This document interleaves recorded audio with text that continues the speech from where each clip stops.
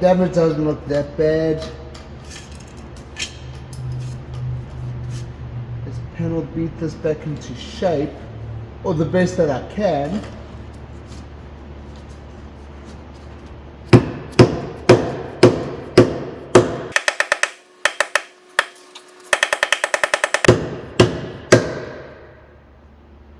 Holy cow.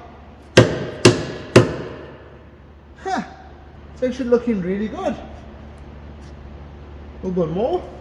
Now let me use a block of wood to make sure it's all nice and level-ish. Back to normal, kinda. But yeah, that looks so much better. I'm so happy that worked. I'm pretty surprised how good of a shape the 2015 Mercedes Benz GL350 is, especially after the frontal crash. I plan on getting this Mercedes Benz GL350 back up and running by removing all the damaged parts, replacing them with brand new aftermarket parts, replacing and topping up all the fluids. So let's get to it. Now for the final test, this is a new headlights bracket. Make sure it's all lining up. There. Are you kidding me? We got it, baby. Wow. Ha ha ha. Well, these aftermarket parts are fitting like a glove. I'm pretty surprised. Where are they from? Made in Taiwan. Pretty impressive fit, I must say, and a fraction of the cost.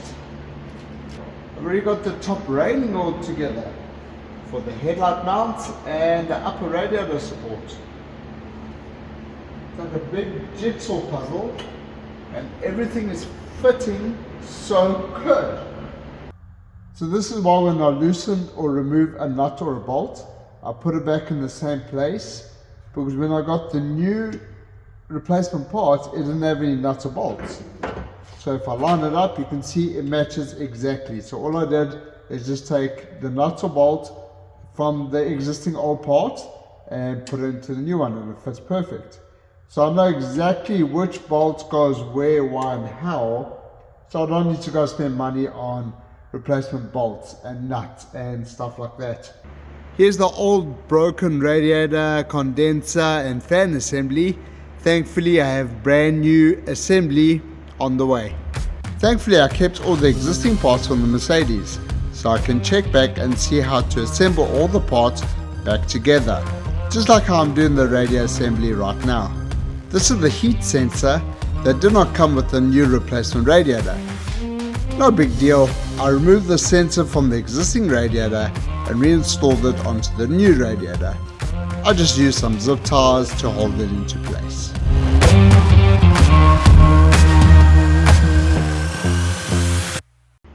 While I was putting everything together and putting it in place, I noticed this washer bottle housing has a bit of a crack in there. Now instead of buying a replacement, which are pretty inexpensive, I'm going to try and plastic weld it. And just like that, got it all plastic welded. Nice and hard. Don't get me wrong, it's not the best looking job, but you're not going to even see it. It's just a washer reservoir neck bottle thing. Definitely coming together. It doesn't look like much right now.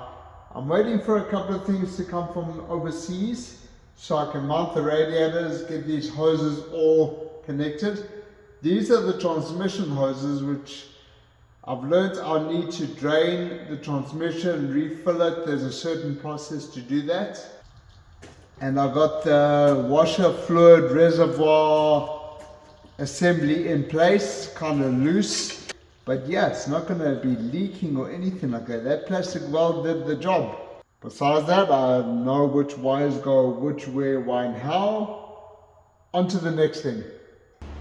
Finally, parts have started to arrive for my Mercedes. Now, this is the airbox assembly. and unfortunately it got cracked along here from the accident. I did purchase an OEM replacement, so I'm going to do is replace this housing where it's all cracked and mount it back in, and it should be good to go. Oh, it's also got this air box housing noise thing, I'm not sure what it is, where my old one did not have it because it got shattered in a million pieces. So I've removed the side cover that holds the air filter in the box, and everything's looking good. Man, it's a pity that there's a little crack right here. But it's a good thing that I actually did this, because when I checked the replacement,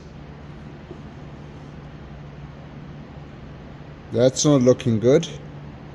That's dirty. That's original. I don't know how many miles were on this part, but that looks filthy. Good thing I'm actually checking that for some reason. You know, sometimes you get that feeling where you're like, you know, just double check it just to make sure. This is one of those moments. Now, just before I was about to put the airbox and the hose together, I noticed on the existing one it had broken a tab right over here.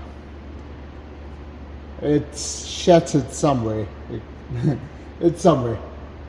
So thankfully, oh, I just noticed that this is broken. Well, that's more broken. That was broken too. Good thing I actually bought a whole replacement assembly. Didn't realize that. But that's the reason why I actually removed it. But now I noticed more damage, which is no big deal. Got the replacement.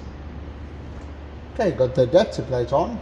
That was a little tricky, especially this bolt over here. I had to loosen this housing to get to that bolt, but got it on. Now this is a breather tube. Push it in. You can use some lube or spit on it. There we go. I didn't use any lube or spit. That's on there, good. Now the airbox. We can go with me, no worries. Yeah, you can go with me, electric grease. Just a smidge. Bingo, baby. One thing done. What does that mean? We can get to the big stuff now. They fit. Yes, they do. I cannot believe they fit. I'm happy they fit because I've been waiting a month for these rubber bushing grommets. What they do is sandwich between the radiator support and the support on the frame, and it gives it a bit of a cushion. The only place I've found on eBay that sells it is from China, and of course their shipping is fantastically fast. So I had to wait at least about a month to get these in, but I'm happy that they are finally in and they fit perfect. Now I can get this whole big radiator assembly installed into the GLK. So far so good. All these aftermarket replacement parts are fitting perfect. And I'll tell you how much all these aftermarket replacement parts have cost me before the end of this episode. No cap, I'm real. The plastic bars tryna copy my steel. Copy my steel. Face the fact that ain't no cap, I'm real. No cap, I'm real. The plastic bars tryna copy my steel. It's a good thing I leave everything loose to make sure everything fits correctly before fastening it up. How does this work? Oh, that's how it works. Oh. Yep. That makes more sense. Okay, there we go. And then I push my push rod in. Ta-da! Ha! I smarty pants. I figured it out. That looks good. What's really nice is I kept the retainer clip from the old radiator, but the new radiator already comes with a brand new one. That's pretty nice. These oil transfer lines were a son of a gun. Got one on the top and one at the bottom. So they're just like a GM style, which I learned from the Cadillac. There is like a circlip spring retaining clip. So when you remove that, you'll be able to put out the lines. And to put them back in, what I've seen is people just push them in and you get a click and good to go. These did not want to fit in there. So I decided to remove the circlip just to see if these lines are actually fitting in the fitting. And sure enough, they popped right into place without the clip. And then I decided to remove the line, put the clip back in, and then pushed the line in place, and there was a click. So I learned something. If you have this style of transmission lines with this fitting, remove the circlip, install the transmission oil cooler lines, and then pull it back out, reinstall that clip, and then reinstall the transmission oil cooler lines, and it just clipped right into place. I don't know if maybe the seal needed to be broken in or something, but I did it to both the top and the bottom.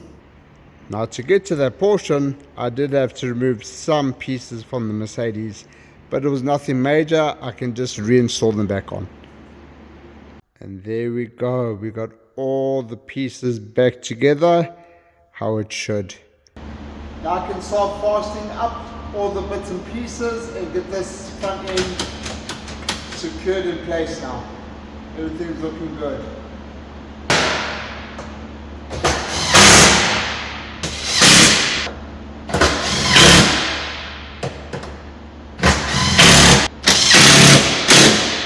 Lefty-loosey, righty-tighty.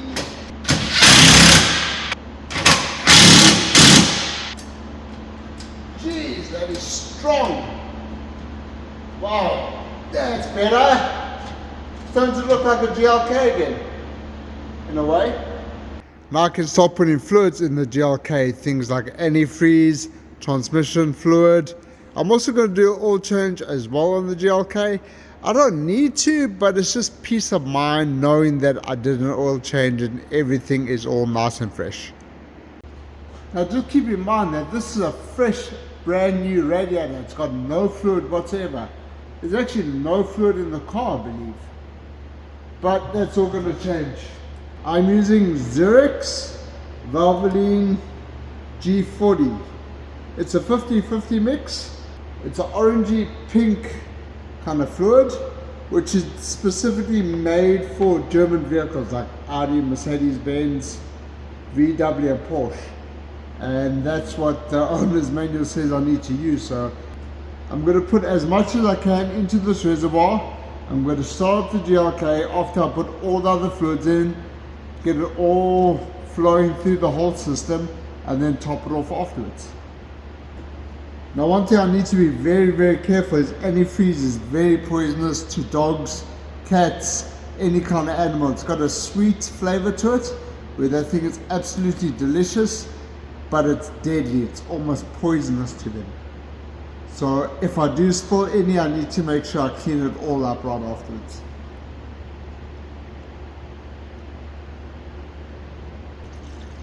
I'm also making sure that there's no leaks while the fluid flows through the system. So far I'm not seeing anything. That's a good sign. Whoa!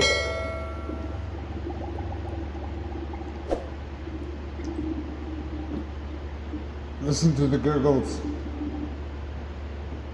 The real cool thing about it is that it's a self-bleeding system. I don't need to put any kind of hose to it and bleed the system.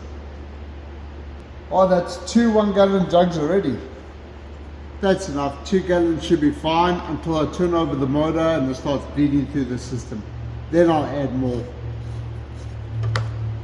Let's see how good I am at removing the oil drain plug from cars now. I don't think I'm going to get this one. I'm in an awkward position. I don't hear dripping. Uh-oh. Uh-oh.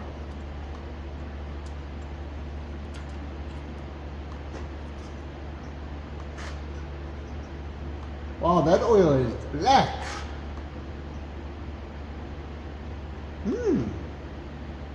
That's not too bad. Probably just looks black because I'm underneath the car, so it's a shadow. Let that drain out. What is dripping? What is dripping now? The lower radiator hose. Why is that dripping? Plug with the new washer. I've got to clean it a little bit. There we go, that's the right tool. Beautiful. Beautiful. Yeah, I'm losing antifreeze. It looks like it's coming from that hose right there.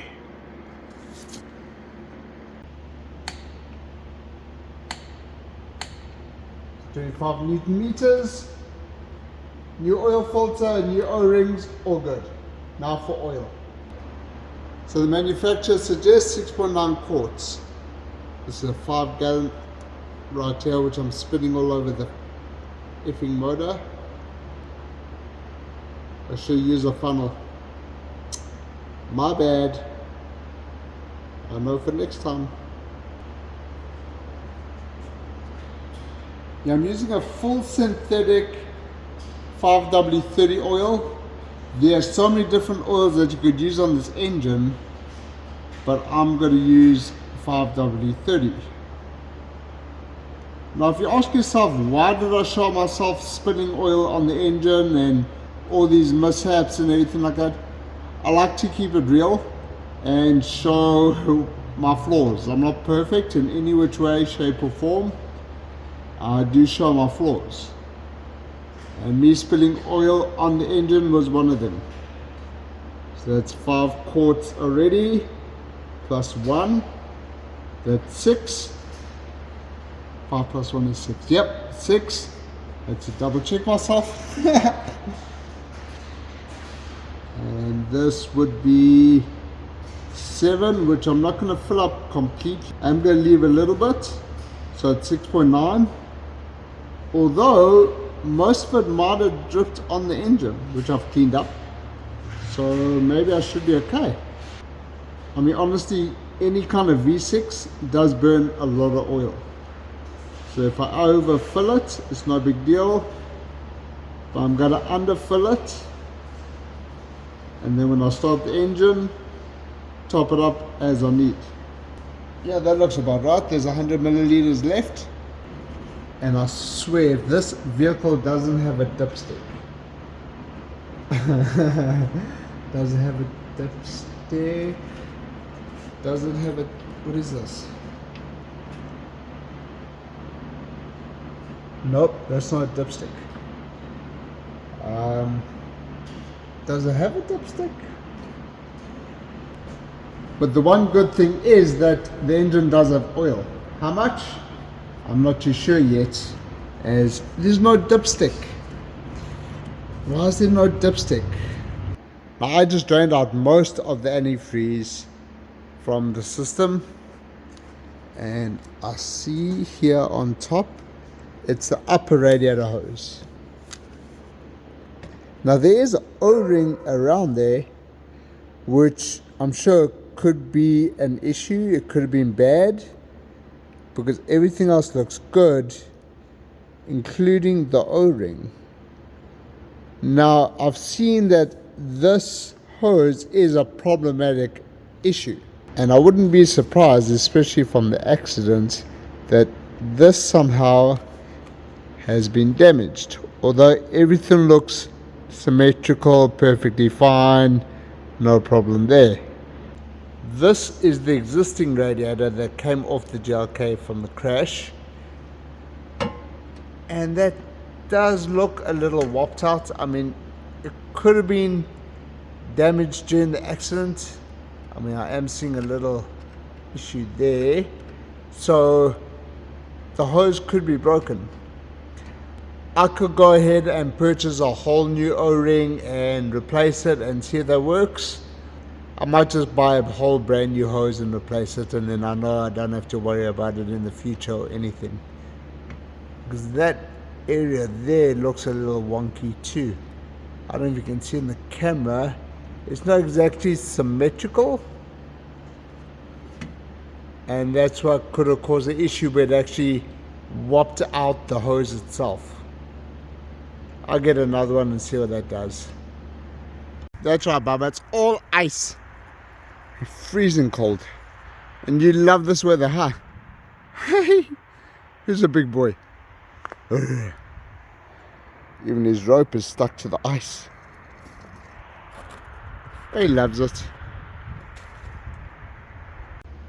Finally got this radiator hose assembly out.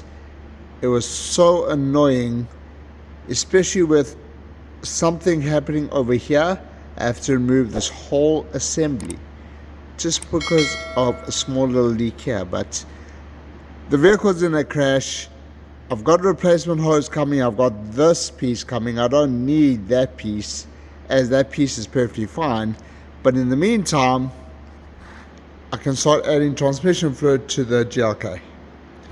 So the first thing I'm going to do is remove the fluid that's in the transmission. I'm not going to remove all the fluid, as I don't need to. This vehicle's only got 40,000 miles. When I removed all the radiators and some fluid fell on the floor, everything looked pretty nice and clean. So I'm just going to be topping up the fluid. I don't need to replace the whole thing.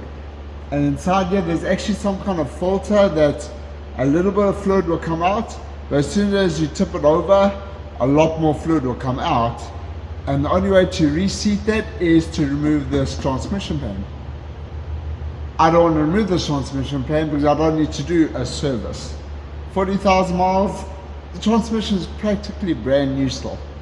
So I'm just going to be topping up the fluid, as there's brand new radiators, lines, stuff like that. So I need to refill the transmission. First thing I'm going to do is crack this nut. Yeah. Damn.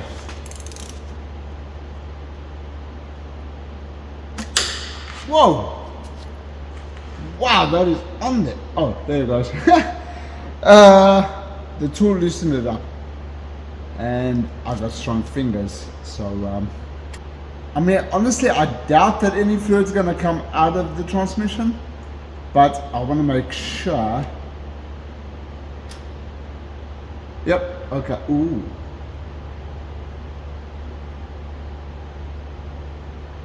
That's not red transmission fluid, that's green transmission fluid. So I'm going to let that drain out and refill it back up. Wow, I'm pretty surprised how much transmission. Wow, I'm pretty surprised how much transmission fluid came out of here. And this GLK350 has a 7-speed automatic transmission, which is called a 722.9. Now there are different transmissions in the GLK. I happen to have the 7-speed. So the transmission fluid is not red, it's more of a bluish green kind of color. That makes sense. When I removed the cooler lines, green bluish fluid came out, so that kind of makes sense what it is. So the transmission fluid I'm using is an ATF 134FE, which is designed for this. And I've purchased this nifty handy little gizmo that will allow me to drain transmission fluid, and then I'm able to switch off and refill it and stuff like that. Now what I'm going to do on the transmission is I'm going to overfill the transmission and switch it on. The reason being is because we got a brand new radiator which is completely empty, and the transmission fluid flows from the transmission through to the radiator, into the transmission cooler, and then back into the transmission. So I'm going to overfill it, and then I'm going to do a certain procedure. So I'm going to fill up the same amount that actually came out of the transmission, which I don't know how much it was, but that's no big deal. I'm going to say at least about a quart and a half of fluid came out. But in the transmission there's actually an overflow pipe, and I want to try and get the level as far up as possible. And I didn't drain any fluid out of the torque converter, so the torque converter is full of fluid, but not the radiators or transmission cooler. So if I fill up the transmission with more than enough fluid, it's no big deal because I can always drain it out. Okay, I'm going to leave it there. Then this is so handy. I can just switch off and let the fluid sit in there. Now I've got to go switch on the engine and warm it up. I've got to get my special computer, read the temperature of the fluid, but I can't do that just yet as I don't want to turn over the engine without any coolant in there. And I've got to still wait for that pipe. Finally, the replacement hose has finally arrived. And I can get this installed. All I did is I punched in the OEM part number. Could not find this part in my local automotive store. Kind of surprising. I was able to find this on Amazon. And pretty inexpensive. I guess it was a specialty part. But nonetheless, it has arrived. Let's get this installed. Somehow. How does this go? Goes like this. I have put that other hose back onto the new aftermarket hose. I believe it's some kind of drain hose. You can put this on. Sometimes the simplest things are the most annoying. So I couldn't get the pipe in. I removed this clip, which decided to go ping and get lost. So I had to remove this whole assembly all over again, including the radiator fan, to see if I could find that little clip, and thankfully I did. It was somewhere around this shenanigans here, and put it in, put the clip back on, hose is installed. Now I get to put that part in and reassemble the whole, well, mostly the front end again.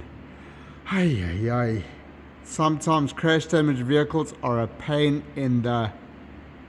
Now I'm not putting everything back together again, as I think I learned my lesson. I want to make sure that there are no leaks. So I'm going to fill up the reservoir again with the same fluid that I use. I'm using Zurex antifreeze. It's 50/50 and the code is a G40. It's specifically made for German vehicles. So let me know if you see any leaks. Fingers crossed, so I'm tired of leaks.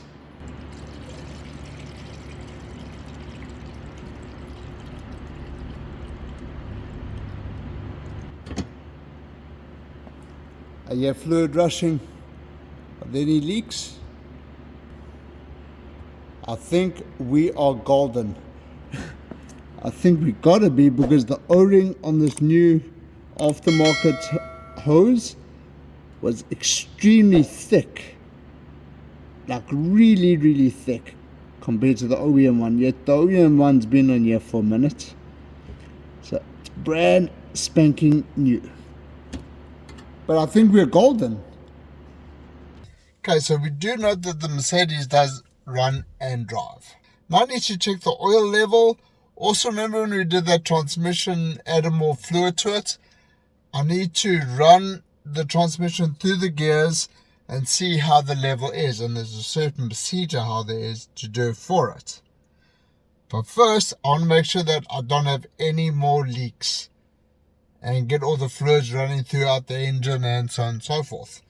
So fingers crossed I don't have any leaks. And toes. Yep, my toes are crossed too.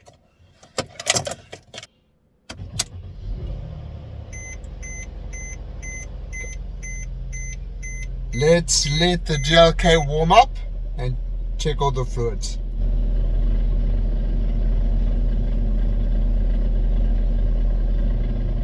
I hear noise. I don't like that noise.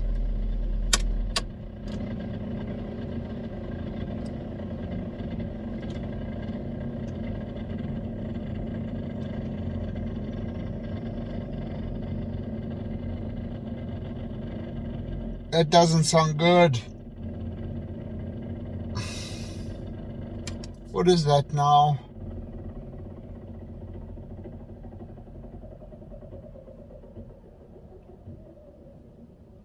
Ooh. All okay. I'm just a stupid idiot. I forgot to remove this cable out of the way. Cable's okay, perfectly fine.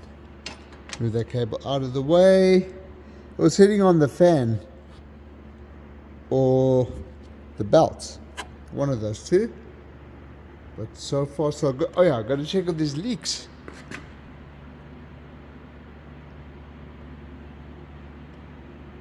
So far so good, no leaks. This is just old residue. When I removed the piping, I didn't clean it up because I'm a lazy ass. So far so good. Let's do that again.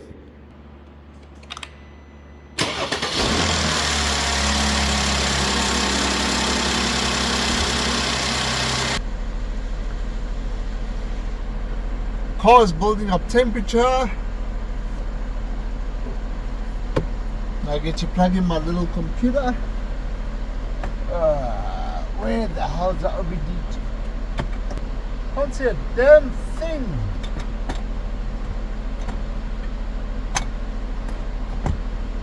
Okay, temperature's still climbing. Revs are good. Gas is a lot. I mean, that's at least $500 right there. There we go. Got the reader. Now I get to go through the whole car, clearing all codes.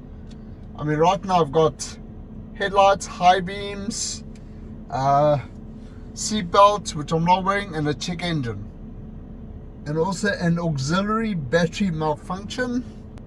The one big thing I got to see is that the transmission oil is reading at about 45 degrees, and then I'll be able to either top it off or release some of the fluid and stuff like that. Connect to open. I don't care about that. All this stuff is all Wi-Fi. I don't care about the Wi-Fi. I just want diagnostics. Temperatures at 80 degrees and staying stable.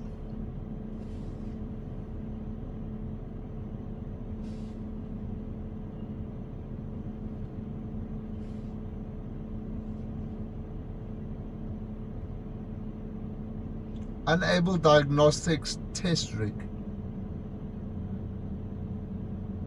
Whoa! I saw all these lights just come on. What just happened?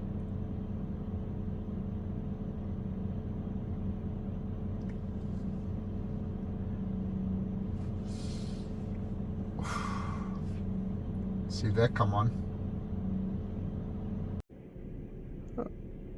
Okay, a couple of things I wanted to check out. So the coolant temperature is at 93.75 and the range is between 80 and 110 degrees Celsius. Perfect. It's not going up or anything like that. Fans are kicking on. Perfect. Next is the oil level. That's showing okay. That's good. I put enough oil. And on to the next test, which is the gearbox. When it's nothing but ice. Seriously, nothing but ice. And he wants to play. You wanna play? Matrix? Come here. You're playing the ice. Now with me filling up the transmission a little bit more than I think it was supposed to be at, the fluid has now traveled into the new transmission oil cooler, passed down and travels back into the transmission. So I do know that this transmission oil cooler is now primed. Now for me to fill up the transmission fluid properly, I need to get this transmission temperature to 45 degrees Celsius, which is going to take a minute, but we are climbing. Please excuse me if I'm going to shout. I have the vehicle running and the radiator fans are kicked on. So what I'm going to do for the transmission is I'm going to drain some of the fluid to make sure it's at the correct level. So the way I do that, thankfully with this lever, turn it on, open it.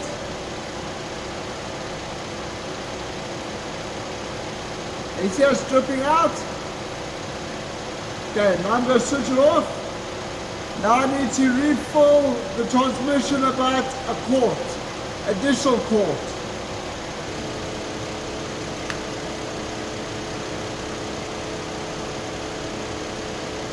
Fill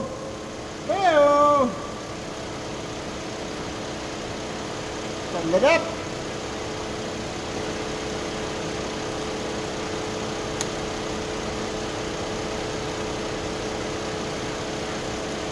You're on it too tight, just snugged up.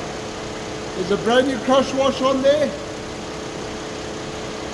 Bingo, baby. Pop that off. Add oil to the transmission pan, make it look brand new.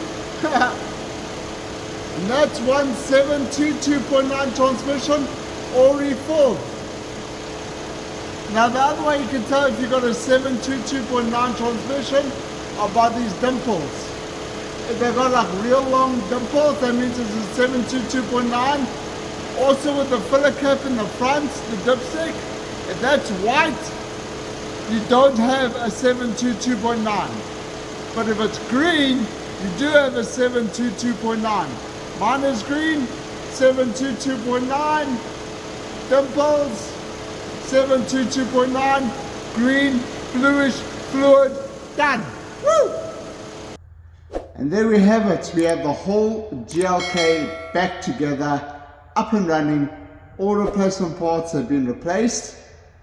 Now the replacement parts are not that inexpensive. To get the vehicle up and running as it is right now, plus I purchased a couple of other pieces, were pretty inexpensive. Honestly, I mean, the GLK itself cost me $4,500.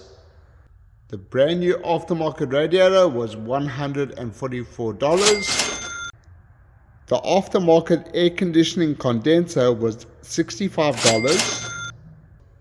The aftermarket radiator fan assembly was $123.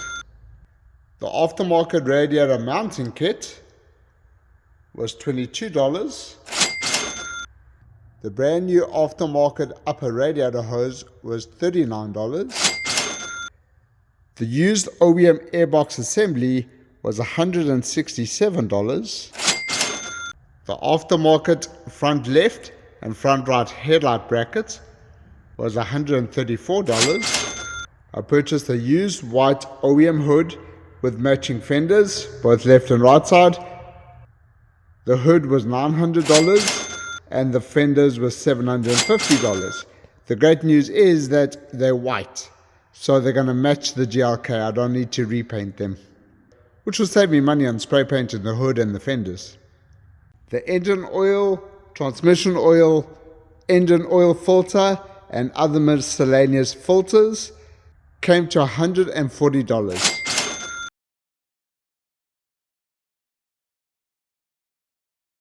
So the total amount came to,